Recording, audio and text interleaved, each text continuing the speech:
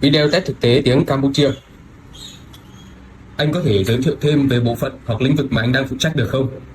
Tôi muốn gặp người chịu trách nhiệm kỹ thuật để trao đổi chi tiết hơn về sản phẩm.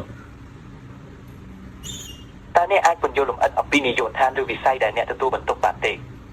ខ្ញុំចង់ជួបជាមួយប្រធានបច្ចេកទេសដើម្បីទំនាក់ទំនងលម្អិតបន្ថែមទៀតអំពីផលិតផល Chúng ta có thể thảo luận cụ thể hơn ở trong phòng họp để thống nhất phương án các điều khoản hợp tác được không? Đây là bản dự thảo hợp đồng và chúng tôi muốn trình bày ngày hôm nay với các anh. Mong các anh cho biết khi nào phía bên anh có thể bắt đầu triển khai. តើយើងអាចពិភាក្សាលម្អិតបន្ថែមទៀតនៅក្នុងបន្ទប់សន្និសីទនិងយល់ព្រមលើលក្ខខណ្ឌនៃកិច្ចសហប្រតិបត្តិការបានទេ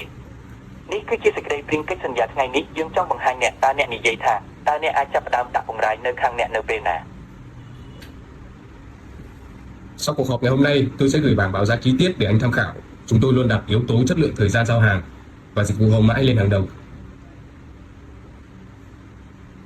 បន្ទាប់ពីការប្រជុំថ្ងៃនេះខ្ញុំនឹងផ្ញើសម្រងលម្អិតដល់អ្នកសម្រាប់ជាឯកសារយោងរបស់អ្នកយើងតែងតែដាក់កត្តាគុណភាពពេលវេលាដឹកជញ្ជូនសេវាកម្មក្រោយពេលលក់គឺជាអាទិភាពទី1